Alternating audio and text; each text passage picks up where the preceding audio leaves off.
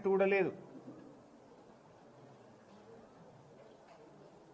అందాల పోటీల మీద ఉన్న శ్రద్ధ రైతుల మీద లేకపోవడం సిగ్గుచేటు. ముఖ్యమంత్రి గారు అందాల పోటీల మీద రివ్యూలు పెడుతుండే. ఎంత గొప్పగా అందాల పోటీలు పెట్టాలన్నారు. అందాల పోటీలు కడుపు నింపుతాయా? దేనికోసం? ఒకవైపు రాష్ట్రంలో రైతులు పిట్టల్లాగా రాలిపోతా ఉన్నారు. ధాన్య కుప్పల మీద రైతులు చనిపోతా ఉన్నారు. రోజుల తరబడి ధాన్యం కొనే దిక్కులేక దయనీయమైనటువంటి స్థితిలో రాష్ట్రంలో రైతులు ఉన్నారు. ముఖ్యమంత్రికి పట్టదు, మంత్రులకు పట్టదు. ఆ రోజు ప్రతిపక్షంలో ఉన్నప్పుడు మాత్రం ఊకదంపుడు ఉపన్యాసాలు కొట్టిండ్రు. పొల్లు చేస్తుండ్రు, 5 కిలోల తరుగు తీస్తుండ్రు అని మాట్లాడిండ్రు ఆ రోజు. ఇవాళ రండి ఏం చెప్తున్నారో రైతులు ఒకసారి వినండి చెవులుంటే. ఇలా 5 కిలోల తరుగు తీస్తున్నారు. ప్రతి క్వింటాల్కు 5 నుంచి 6 కిలోల తరుగు తీస్తా ఉన్నారు. ఎంక్వైరీ చేయి, తరుగు తీసినటువంటి మిల్లుల మీద అధికారుల మీద యాక్షన్ తీసుకో. ఎంత క్లిష్టమైన సమయం అంటే రైతులకు పాపం. ఒకవైపు రాష్ట్ర ప్రభుత్వం రైతులకు ఇచ్చినటువంటి మాటలు, రైతులకు ఇచ్చిన హామీలు అమలు చేయక, కనీసం కేసీఆర్ గారి ప్రభుత్వం ఇస్తున్నటువంటి పథకాలను కూడా అమలు చేయక చాలా ఇబ్బందుల్లో ఉన్నారు రైతులు. ఎందుకంటే అసలే కాంగ్రెస్ ప్రభుత్వం చేతిలో వరుసగా మోసపోతున్నారు రైతులు. రైతు బంధు రాక, రుణమాఫీ జరగక, రైతు బీమా అమలు చేయక, తరుగు పేరు మీద కోతలు, తడిసిన ధాన్యంతో తిప్పలు. ఇవాళ ఎట్లయిపోయిందంటే వాళ్ళ పరిస్థితి పాపం చాలా ఇబ్బందికరంగా ఉంది రైతుల పరిస్థితి. ప్రభుత్వం నుంచి కనీసం ఒక ధైర్యం చెప్పే మాట వస్తుందేమో, ఏదైనా ప్రభుత్వం ఉపశమనం కల్పిస్తుందేమో, ప్రభుత్వం ఏమైనా చర్యలు తీసుకుంటుందేమో అని ఎదురు చూస్తున్నటువంటి రైతులకు తీవ్ర నిరాశ మిగులుతా ఉంది. ఏదన్నా ప్రకృతి వైపరీత్యం జరిగితే ముఖ్యమంత్రో, రెవెన్యూ మంత్రో, వ్యవసాయ మంత్రో స్పందిస్తారు. ధైర్యంగా ఉండండి, మేము కొంటాం, తడిసిన వడ్లు కొంటాం, లేదా పంట పొలాలు ఎక్కడైతే నష్టం జరిగిందో ఇన్పుట్ సబ్సిడీ కింద 10 రోజుల కింద సాయం చేస్తాం, ఫ్రీగా విత్తనాలు ఇస్తాం, ఏదైనా ధైర్యం చెప్పాలి. ఈ ప్రభుత్వం కనీసం రైతులకు మాట ఆత్మవిశ్వాసం కల్పించలేకపోతా ఉంది, ధైర్యం కూడా చెప్పలేకపోతా ఉంది. అది ఏందో ఏమో ఆ రేవంత్ రెడ్డి గారు ఆ దేవుళ్ళ మీద ఒట్లు పెట్టి మాట తప్పినట్టున్నాడు. మరి అది అందుకో మరెందుకో నాకు తెలియదు. కానీ ప్రకృతి కూడా ఈరోజు రైతు మీద పగబట్టినట్టు అనిపిస్తూ ఉంది. ఈ పుణ్యాత్ముడు ఏడ కనబడితే ఏ ఊరికి పోతే ఆ దేవుని మీద ఒట్టు పెట్టి 15 ఆగస్టు కల్లా రుణమాఫీ చేస్తా అని మాట్లాడి మాట తప్పిండు. మరి ఆ దేవుళ్ళకి ఏమైనా కోపం వచ్చిందా, మరి ఆ ప్రకృతికి ఏమైనా కోపం వచ్చిందా, కారణం ఏందో తెలియదు. కానీ ఇవాళ ఈ రాష్ట్రంలో వరుసగా గత నెల రోజుల నుంచి వడగళ్ల వానతో, గాలిదుమారంతో, అకాల వర్షాలతో చాలా నష్టపోతున్నటువంటి పరిస్థితి ఉంది. ఆ ప్రకృతి కూడా పగబట్టినట్టు కనబడతా ఉంది. చాలా బాధగా ఉంది. ఇలా ఇందాక నేను మార్కెట్లో రైతుల మాటలు వింటుంటే గుండె తరుక్కపోతున్నటువంటి పరిస్థితి ఉన్నది.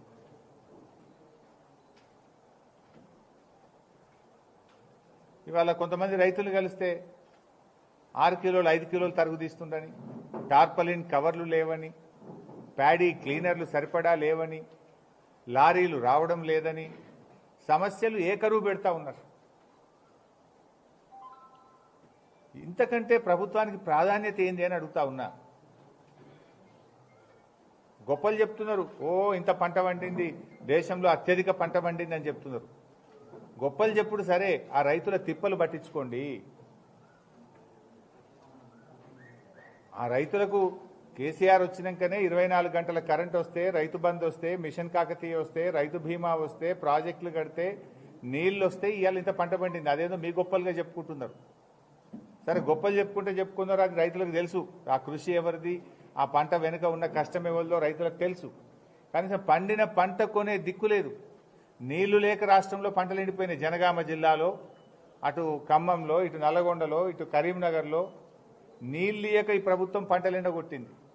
సరి అయిన కరెంటు ఇయ్యక మోటార్లు గాలిపోయి పంటలు ఎండగొట్టింది. ఆరుగాలం కష్టపడి పండించిన పంటను కొనే పరిస్థితులకు ఇట్లా కూడా రైతులు తిప్పలు పెడతా ఉన్నారు.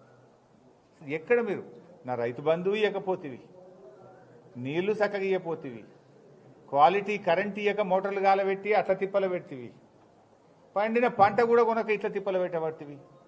ఏంది తిప్పలేంది రైతులకు నీ ప్రభుత్వంలో? ఒక్కటన్నా నువ్వు చేసినవా? రుణమాఫీ అంటివి, చారణమందం అయింది గంతే రుణమాఫీ.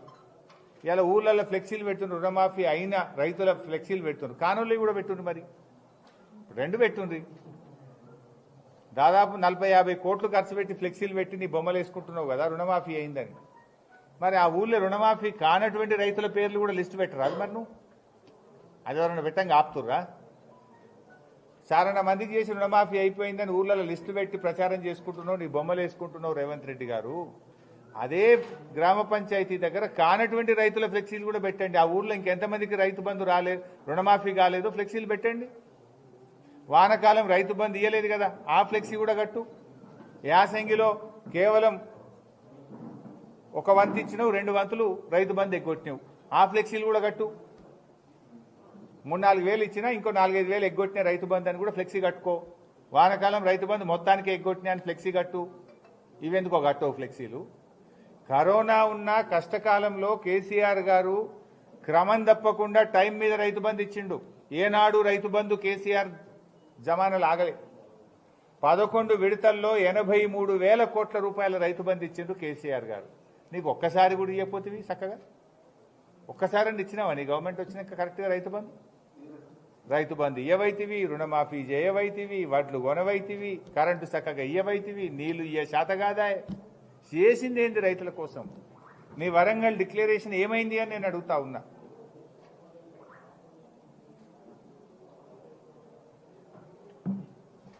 ముఖ్యమంత్రి గారికి అంత బిజీ ఉన్నారా మీరు? అయితే ఢిల్లీ పోతున్నావు, లేకపోతే అందాల పోటీల మీద రివ్యూ పెడుతున్నావు. మొన్న 3 రోజులు ఢిల్లీ పోయేస్తేవి, ఇప్పటికి ఎక్కే విమానం దిగే విమానం అదే తప్ప రైతుల గురించి ఎన్నడూ ఆలోచించినావు నువ్వు? అందాల పోటీల మీద ఉన్న శ్రద్ధ అన్నదాతల అవస్థల మీద ఈ ప్రభుత్వానికి లేకుండా పోయింది. ఇవాళ మామిడి రైతులు చాలా నష్టపోయారు. నేను ఉదయం నుంచి నాకు రాష్ట్ర వ్యాప్తంగా చూస్తున్నా, జిల్లా వ్యాప్తంగా చూస్తున్నా, మా నియోజకవర్గంలో కూడా చూస్తున్నా, అసలు ఒక్క కాయ లేకుండా పడిపోయింది. ఏం గాలి దుమార, మొత్తం ఇండ్ల మీద రేకులు లేచిపోయినాయి, చాలా చోట్ల చెట్లు పడిపోయినాయి, మామిడికాయ ఒక్కటి లేకుండా పడిపోయింది. ఇవాళ చాలా పరేషాన్ ఉన్నారు మామిడి రైతులు. ఏది హార్టికల్చర్ శాఖ ఏంది? మేము కనీసం ఆ మామిడి రైతులు కొమ్మలు ఇరిగిపోయినాయి, కాయలు పోయినాయి. అరే ధైర్యంగా ఉండండి, మీకు ఏదైనా ఎకరానికి 30,000 ఇస్తాము, ఏదైనా సాయం చేస్తాము, ఇన్సూరెన్స్ ఇస్తాము. ఏది ఏడవే? మీరు చెప్తుంది కదా పంటల బీమా చేస్తాము, ఇది చేస్తాము, అది చేస్తామని ఎలక్షన్ల ముంగట ఓట్లు వేయించుకున్నందుకు చాలా చెప్తుంది. మరి కొమ్మలు ఇరిగిపోయి కాయలు పోయి ఇవాళ ఏడుస్తున్నటువంటి రైతులకు మీ ధైర్యం ఏది? మీ సాయం ఏది? ప్రభుత్వం మాట ఏది అని నేను అడుగుతా ఉన్నా. ఇలా పత్తి రైతులను కూడా ముంచేసిండ్రు. మొన్న పత్తి రైతుల్లో 20% మంది పత్తి రైతులకు మాత్రమే ఎంఎస్పీ వచ్చింది. మిగతా 80% మంది పత్తి రైతుల దగ్గర మొత్తం బ్రోకర్లు కొన్నారు. బ్రోకర్లు కొని సీసీఐకి ఎక్కువ ధరకు అమ్ముకున్నారు.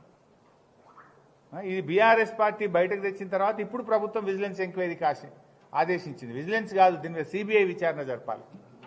కేంద్ర ప్రభుత్వం బీజేపీ, ఎందుకంటే సీసీఐ కేంద్ర ప్రభుత్వ కంట్రోల్లో ఉంటుంది, సీసీఐ అనేది కేంద్రం ఆధీనంలో ఉంటుంది. మరి ఇలా సీసీఐఏ అవినీతికి పాల్పడ్డది. మధ్యదళారీలు, బ్రోకర్లు, ఈ సీసీఐ అధికారులు కలిసి దాదాపు 3,000 కోట్ల రూపాయలు పత్తి రైతులకు నష్టం జరిగింది. ఈ పత్తి రైతులకు జరిగిన నష్టాన్ని పూరించాలి అంటే దీని మీద సిబిఐ విచారణ జరిపి రైతులకు రావాల్సిన డబ్బులు రైతులకు ఇప్పించాలని కూడా బీఆర్ఎస్ పార్టీ డిమాండ్ చేస్తూ ఉంది. ఇప్పటికైనా మేము ప్రభుత్వాన్ని కోరేది ఒక్కటే, కళ్ళు తెరవండి. ముఖ్యమంత్రి గారు అందాల పోటీ మీద చేసిన రివ్యూలు చాలు, రైతుల గురించి ఈ ధాన్యం కొనుగోలు మీద రివ్యూ చేయండి. ఇంకా 3 రోజులు వర్షాలు ఉన్నాయని వాతావరణ శాఖ హెచ్చరిస్తూ ఉంది. మార్కెట్ యార్డ్లలో, ఊర్లలో కుప్పలు వడ్లు అట్లే ఉన్నాయి. సో తడిసిన ధాన్యాన్ని వెంటనే మిల్లులకు పంపించి బాయిల్డ్ రైస్కు ఉపయోగించి రైతుల దగ్గర వడ్లు కొనుగోలు చేయాలని డిమాండ్ చేస్తూ ఉన్నాం. ఎందుకంటే అవి మొలకలెత్తే ప్రమాదం ఉంది. ఇప్పుడు మేము చూసినా మార్కెట్లో వాసన వస్తూ ఉంది, బాగా స్మెల్ వస్తూ ఉంది. ఇంకా కొద్ది గంటలు లేట్ అయిపోతే మొలకెత్తుతుంది. అందువల్ల తడిసిన ధాన్యాన్ని తక్షణమే కొనుగోలు చేయండి. అది గన్నీ బ్యాగుల్లో నింపిందైనా కాంటా అయిందన్నా కాంటా కాకపోయినా కుప్పల రూపంలో ఉన్నా సరే ఎక్కడికక్కడ కలెక్టర్లను జాయింట్ కలెక్టర్లను డిఎం సివిల్ సప్లైస్ను మార్కెటింగ్ శాఖ అధికారులను ఆదేశించి వాళ్ళను మార్కెట్ యార్డులలో కూర్చోబెట్టి ఈ తడిసిన ధాన్యాన్ని వెంటనే మిల్లులకు లిఫ్ట్ చేయాలని డిమాండ్ చేస్తూ ఉన్నాం. 2, వ్యవసాయ మంత్రి గారు గొప్పగా చెప్తున్నాడు 48 గంటల్లో వడ్లకు పైసలు ఇస్తున్నామంటున్నాడు. ఏ ఊరికన్నా వస్తారా మన నియోజకవర్గంలో? 10 రోజుల దాకా వడ్ల పైసలు వస్తలేవు. 10 రోజులైనా ఇంకా వడ్ల పైసలు పడతలేవు. అమ్ముకోవడానికి పడిగాపులే, అమ్మిన ధాన్యానికి డబ్బుల కోసం కూడా పడిగాపులు గాయాల్సి వస్తుంది. 10 రోజులైనా వడ్ల పైసలు వస్తలేవు. మీరు మాటలు హైదరాబాద్లో కూర్చొని 48 గంటల్లో ఇస్తున్నాం, 2 రోజులు ఇస్తున్నాం అంటున్నారు. ఏ ఊర్లో కూడా 10 రోజుల లోపు వడ్ల పైసలు వస్తలేవు. దాన్ని రివ్యూ చేయాలని డిమాండ్ చేస్తున్నాం. డబ్బులు వెంటనే రైతులకు ఇవ్వాలని చెప్పి నేను కోరుతా ఉన్నాను. ఎందుకంటే రాష్ట్రంలో 24 లక్షల మెట్రిక్ టన్నుల వడ్లు కొన్నారు. దాటి విలువ బోనస్ ప్లస్ వడ్ల విలువ కలిపితే 6,200 కోట్లు. 6,200 కోట్లకు మీరు ఇచ్చింది ఎంత? 3,000 కోట్లే ఇచ్చింది. సగం ఇచ్చింది, ఇంకా సగం పైసలు ఇవ్వాలి. కొన్నదే తక్కువ. ఆ కొన్న వడ్లకు కూడా ఇవాళ డబ్బులకు ఇవ్వనటువంటి పరిస్థితి. నంబర్ 2, బోనస్ అని గొప్పగా చెప్పిండ్రు. అన్ని పంటలకు బోనస్ అన్నారు.